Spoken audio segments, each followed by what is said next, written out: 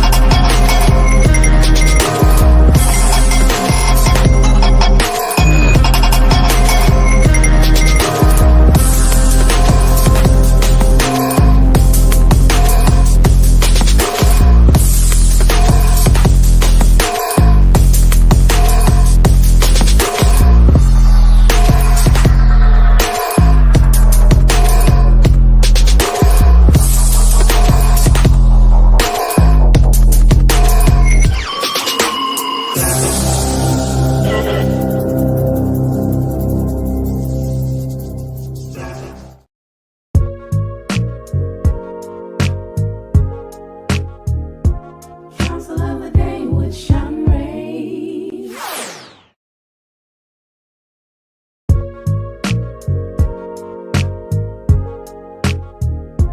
Counsel of the day with Shanrae.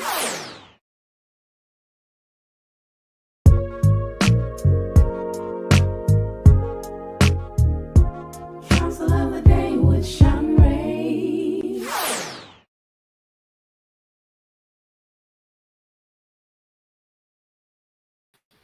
And welcome to Counsel of the Day with Shanrae. I am Shanrae. I'm pressed tonight, but I'm here, y'all. I'm here. Good evening, my Instagram family, my YouTube family, my Facebook family. Good evening. Hi, CJ. Hey, Vince. Hello, everyone on Facebook. All right, so we're gonna jump right in. We are on part 2 of week 1. We've been all month long. We're gonna be talking about power versus authority. This week is the breakdown of power versus authority. And then we're gonna move into the meat and the bones of everything. Okay, so let's get started. This is my website disclaimer. Let me open it a little bit. And we're gonna go back down. Hold on. I'm hearing echo. Let me turn my okay. All right. My volume was on my phone and I was kind of hearing an echo. All right, so this is my website disclaimer for my fellow counselors. I acquired my degrees from Ashford University, dual degree in psychology and organizational management. This is my bio. I'm going to open it quickly. We're going to move through it and then we're going to get on out of it. All right, and this is my give back, guys. I'm a Christian counselor. And the scripture that I'll be using for the entire year, actually, I've been using it almost for a year and a half now because it just fits. It fits everything. Thank you, CJ. You can see the nail. You can see the nail. Look, it matches my Ashford. Yes. Okay, so the scripture that I've been using is Deuteronomy 3:31-6, the NIV version that says strong and courageous. Do not be afraid or terrified because of them, for the Lord your God goes with you. He will never leave you, nor will he forsake you. All righty then. These are our key points for tonight. Let me open them up a little bit and let's go back. Our key points for tonight are 8 types of power. We're going to break down 8 types of power. Then 6 tips for people who are in a power or an influential state or in authoritative state. And it talks about how you can use your power and your authority wisely. Number 3 is our takeaway. Number 4 is our quote. I'm going to try to make sure that I don't have too many strategic points this month. We're going to get in and out because I want you all to kind of marinate and kind of just think about some of the strategies, because I believe at some point everybody will be able to be in an authoritative or a powerful position at some point in your life, no matter where you are, whether it's on a job setting, if you're in a fraternity, if you're in a church, you're in some type of leadership, your community, politics, anything. I think that these strategies, no, excuse me, I know that these strategies will be helpful and life-changing if they're taken and they're applied the right way. Okay, so let's go into the 8 types of power. All right. And I'm going to open this up just a little bit. All right, and go back from there. Number 1, it sounds the 8 types of power. And we're going to be talking about the theorists tonight. Researchers are French and Raven, and they give 5 other types of power back. That's something that they researched back in 1959. Okay, so they wanted to expand their research and give 8 more types of power. Oh, okay, that people have in the way they use it. Okay, so number 1 is expert power. And this is what individuals with high expertise or knowledge in a particular area, which exudes power. I'm not a scientist, so I have a lot of respect for people that are, because they're knowledgeable, they have research, they have education, they have got hands-on experience in it. So I have respect for people who are like scientists and engineers and stuff like that. In those areas, they have a certain power and exuberance. Even people that are who are major stock marketers, or people that know how to work that stock market. They know how to understand the different and it just slipped my mind, the different graphs and stuff. When they start seeing different graphs and stuff, and they can see how it's going to go, I have a lot of respect for them. They have a certain position and power in society because they know how to look at them graphs and know how to invest and make money. Okay, that's something I want to learn how to do. Invest and make money. Okay, number 2. Let me finish going. So these expertise makes valuable to any organization, and that can give them influence. Number 2 is networking power. This is derived from the relationship people cultivate with other people in organizations, people who are well liked, well respected, or have strong interpersonal skills, and they have significant influence as others value their opinions and they want to please them. So we all know somebody that has networking power. A lot of times, those of us that are moving into entrepreneurship, hey, who's that? Hi, Dove J. I'm seeing the wrong over there in Instagram. Hello. Hey, Leisha, how you doing? So we know people that have strong networking power. Number 3 is reward power. And this comes from the ability to provide rewards to other people. And this might be a manager on a job who gives bonuses or promotions or other type of incentive benefits. It could even be a college who always brings in colleagues, that always bring in treats on a job. That's a reward, someone with reward power. Or if you make people that make you feel good, that's another form of reward power. Give me 1 minute. I need to drink some water. I'm starting to feel dry, y'all.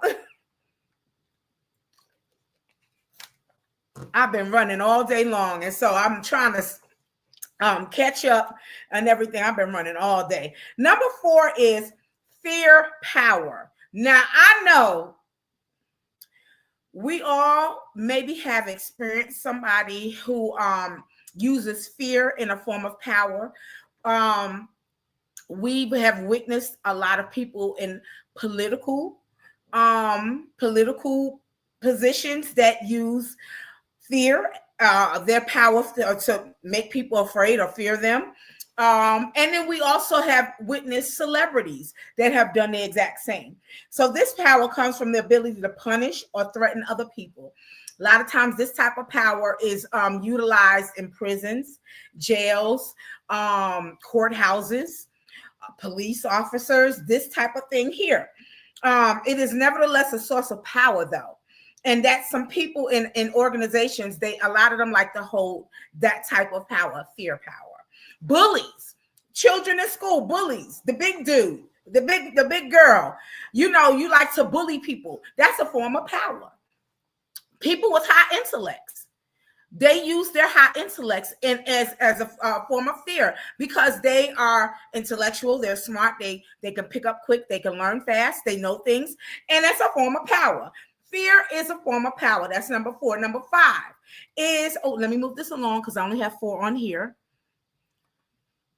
I'm gonna open this up so you can see the next 4, and look, I'm in the way there. Okay. Number 5 is information control power. Now, again, that's a part of, I can say, fear power. All right. So individuals with access to valuable or important information, or who control the flow of information within an organization, can wield significant power. I was on an educational Zoom, an informational Zoom, the other night. And one of the people that were on, that was learning, a pupil, and we're all adults.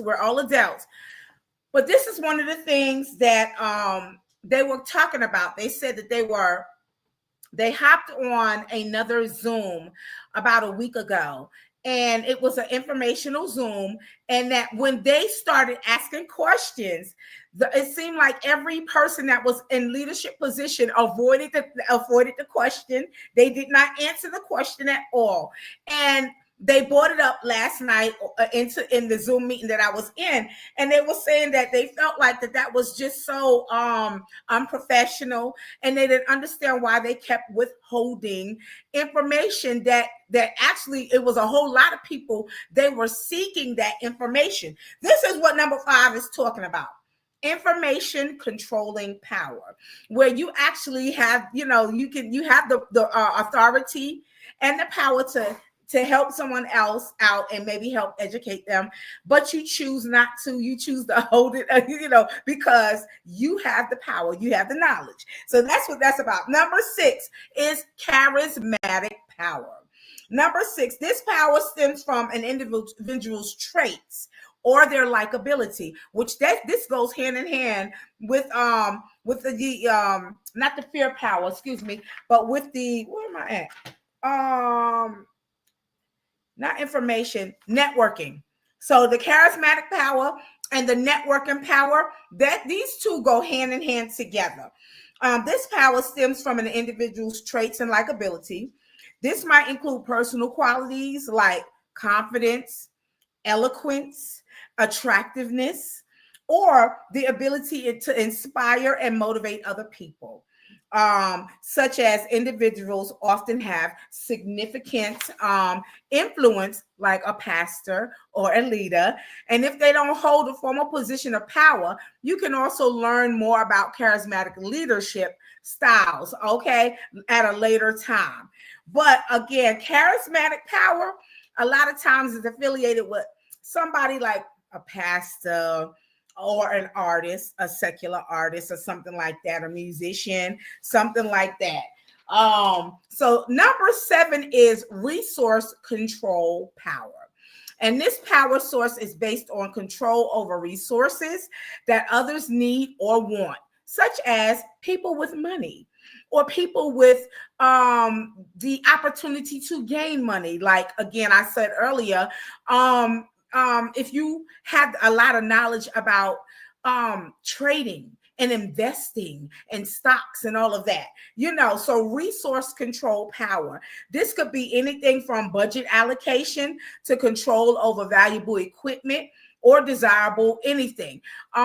Some people, they know how to go out and gain grants, monies and stuff to purchase homes and lands and stuff like that. And this resource control power, some people choose to use it as cash cow or something like that. So this is another form of power, resource control power. Number 8 is longevity power. Okay, often a person can culminate power just by being somewhere long enough. Like, I've worked with people on a job. They've been there so long until the rules don't apply to them anymore. I'm working with somebody now, and I just be like, I tell them all the time, I can't do what you do. I can't do what you do because you've been here before, longer than most of the people that are here now.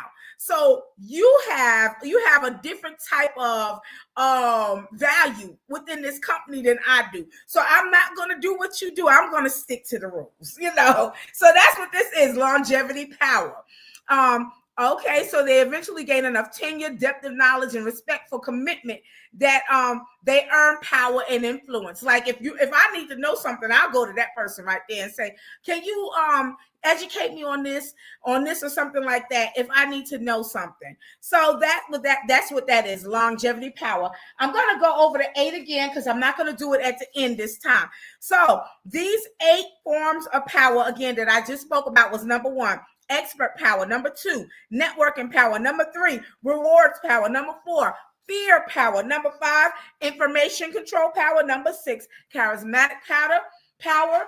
Number 7, resource control power. Number 8, longevity power. Now we're going to move on to there are more to be a more effective leader, how we can be more of an effective leader or person in power or authority. And I want to give 5 different types of effective leadership here. So let's move this on. And I'm going to open it up a little bit.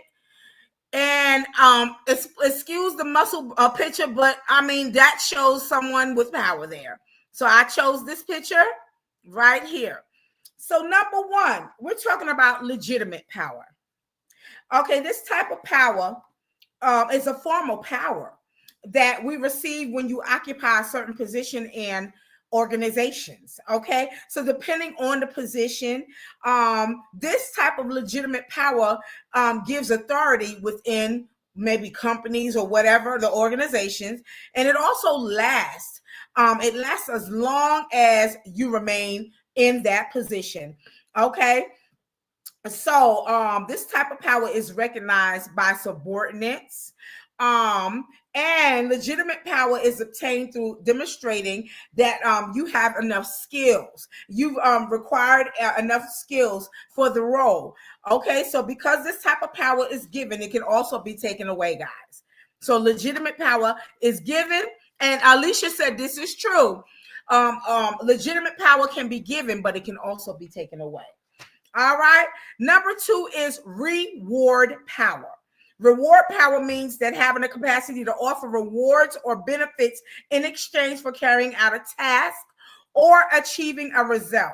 So rewards usually come in the form, once again, of raises, benefits, promotions, public praise, like that. It should be relevant. It should be relevant though, and tangible enough to motivate other people that you have influence over.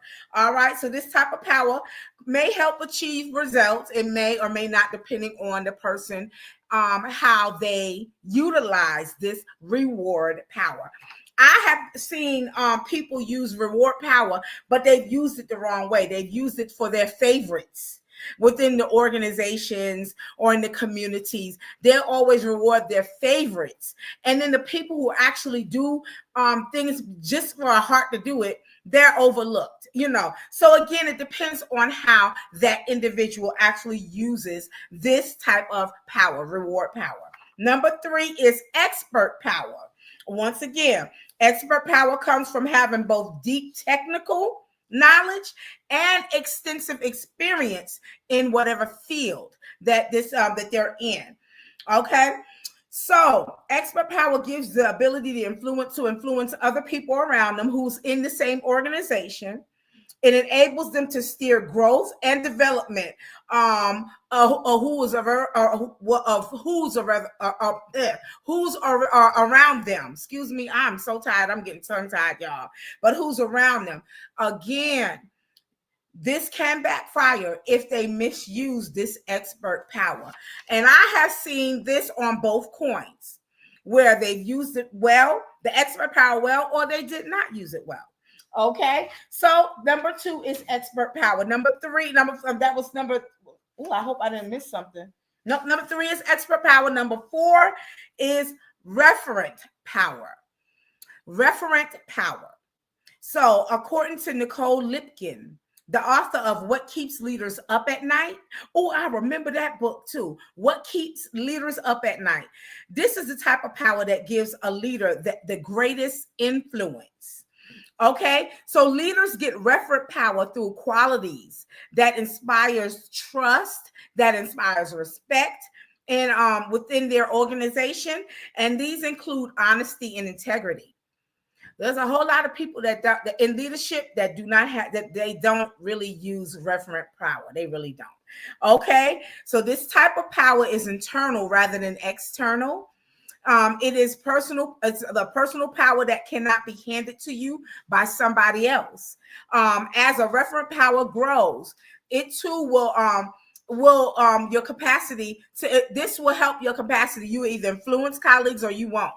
But most of the time, someone that is using referent power, hey Betty, referent power, they are influential. They really are. Number 5 with this is coercive power. We talked about it a little bit earlier. Coercive power is one of the most commonly used forms of power. It's used not only in the workplace, it's used in your personal life, within your family, that type of stuff. Lipton also advises leaders never to use coercive power because it can, a lot of times most people use this type of power for bad rather than good. Okay. So this type of power involves a lot of times threats that force people to do things that are against their will. This is the type of power that most people don't agree when they don't agree with you, but people will force them by using their power, force them to do what they want them to do. And so this is not a recommended type of power that anyone should use, coercive type of power, because most of the time it is used in a negative sense. So I'm going to go back over the 5 different powers that the 5 different powers that effective leaders a lot of times use. And even you're effective even if you use it in a negative sense, because if you get what you want, especially if you're using something like a coercive power and you get what you want, it's still effective, you know? So number 1 is legitimate power. Number 2 is reward power. Number 3 is expert power. Number 4 is referent power, which is one that we should want to use because integrity is involved with that. Number 5 is coercive power. Now, how to use the 5 types of power, how to use it. And this is, we're coming to the end. We're coming to the end. Let me open this up. How to use, the 4 types of power. All right, so it's important to understand that each type of power before looking to apply it. Once you have a good grasp of each of them, you can consider ways to apply them in all areas of your life, especially if you're influential. You have power, you have authority, and you have influence. Number 1 is understanding your goals. So it's much easier to create a plan when you know what the end goal is. And the same can be said for leadership styles and types of power before delegating or motivating others. Okay. Number 2 is understanding the people that you are influencing and you have power and authority over. It's also important to know who you're speaking to and what they value. Let me give you an example right here. This is not a good one though. This is a coercive type of power that I experienced years ago working in the school system. Okay. And it was the principal at the time. She would call meetings whenever she wanted to on our time, not school time, on our time. And if we valued our jobs, we would have to be there. So we would be there. This woman started out the meeting by telling every teacher in the building to shut up. I'm going to say that again. This principal started out the meeting, and she was the administrative leader, started out the meeting telling hundreds of teachers to shut up. Shut up because I've been hearing that you all have been complaining about the way of my leadership skills. She was talking to a room full of adults. Well, exactly. She said, wow, that was crazy. Yup. It almost turned crazy too. When an administrative leader tells a room full of adults who she did not hire, but the district in whatever state you live in, the district in the state that I live in hired us. And they hired her too. She started out the meeting by telling a room full of adults, teachers, to shut up, because she's been hearing that we've been talking about her poor leadership skills. Well, she lost several teachers that day. When that happened, a whole lot of us got up and left the building and went right to all of the people that hired all of us, filed a formal complaint and asked to be changed, switched to a different school because of these poor leadership skills. So let's go back to this, understanding your team and everything. But I want to say they need to understand themselves, because everybody who's in a leadership position is not meant to be a leader. Okay. Lisha said, I would have left also. Yup. That was to me, that was the nicest thing most of us could have done, was leave. Because somewhere else, preferably like New York or LA, those type of cities, that principal might have left out of that building in an ambulance. Okay, so that was the nicest thing that we could have ever done, was get up and leave. Because that type of leadership is a straight no-no. All right, so understanding your team, or I want to say these leaders understanding who you are. If you are not the type of leader, then you should step down and give it to somebody else with more integrity and grace. All right, number 3 is consider your leadership style. This woman should have considered her leadership style before she was bold enough to get in a large room full of adults. Okay, hundreds of adults, teachers, and tell us to shut up, because she's been hearing that we have been talking amongst ourselves about her leadership skills. All right, so consider your leadership style. Her leadership style was a poor, coercive, horrible type of leadership style. If you missed what I said, go back on my YouTube page, rewind and get it to this segment, and you'll catch up and find out what I said about that leadership style. But her leadership style, she should have been fired years ago. She was this, and she told us this as we were leaving, that she has been in her position long enough to where they will not let her go, because of her tenure. All right, so consider your leadership style. Are you a democratic leader who likes to hear from each individual before making a decision, or do you take a more top-down approach? Different leadership styles feed into and support various types of power. So try to think of them as a cohesive partnership for great leadership. Now that I do like.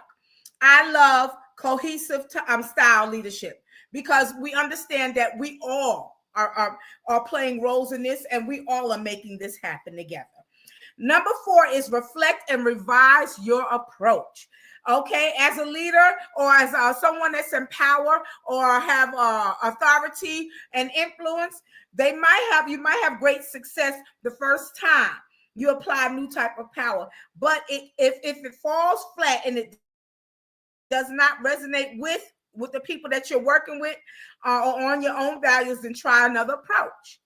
Remaining flexible and being open to feedback will make the process easier. So how to use the 4 types of power. Number one, understand the goals. Number two, understand who you're working with. Number three, consider the leadership style. Number four, reflect and revise on your approach. That's one thing. I tell you one thing. I'm going to tell y'all what happened with that leader. Okay? She died out of her position. She was diagnosed with cancer a year later. She came back, and I was one of the people that she asked. She sent word and asked to pray for her when she was diagnosed with cancer. She wound up dying out of that position. She told everybody that day, and those that was leaving, walking out of there, that they will never get rid of her because of her tenure. She'd been there long enough, so long that they will never let her go, and that she can do basically whatever she wanted to do. Well, she wound up dying out of that position. For somebody like that who feel like that they will never be replaced or they will never lose their position, unfortunately. All right. So our takeaway for tonight, our takeaway for tonight is, and let me open it up. It says the different types of power that leaders use can give you greater influence, boost people, engage with them, and achieve better results to reach that goal. All right. So the different types of power that leaders use, if they use it the right way, can bring greater influence, boost engagement, achieve better results in order to reach that goal. So knowing how to use your power is a skill that usually comes with time and experience. I can say for myself that I have learned at being in leadership positions, the longer I was in it, the more I learned how to engage with the people that I've been working with, and to try to make sure that we all understand that we're all a team, and we're all of us have a role of making our goal a successful one. Okay, so let's do our quote for tonight. Where we at? Ooh, I'm running over. Okay, so Edward Abbey says that power is always dangerous. Power attracts the worst and corrupts the best. I'm going to say that again. Edward Abbey says that power is always dangerous. Power attracts the worst out of people and corrupts the best of people. All right. So I am going to run through this very quickly because this is my website theory for my fellow counselors. This is where I got my theory, my teachings from. All right. And I'm going to move through this really quickly. Better up. Okay. Excuse me. Better up. Create personal and professional transformation through expert coaching, life coaching, www.betterup.com. If you're looking for a life coach, Adda Plus community. I love Adda Plus community. Empowering adults with ADHD, ADD, OCD to live their best lives. A different brain requires a different approach. www.addapluscommunity.com. Better help. Let's move this on. Better help. BetterHelp, if you want a safe space to speak with a licensed professional online, BetterHelp offers affordable counseling sessions for individuals, couples, and family members. www.betterhelp.com. 988 crisis learning RX. Where's my 9? Okay, I don't have that on here, but I'm going to say it anyway. If you know someone that is struggling or having any issues, 988 Crisis Helpline is a 24-hour, 7 free and confidential support line for someone that may be in distress, or if you know someone that is in distress, refer 988 Crisis Helpline. And Learning RX. Learning RX, I tell you, I stand on it. This organization has been functioning for 30 to 50 years successfully. Thousands of adults have strengthened their memory, their working memory, their long-term memory, and their attention.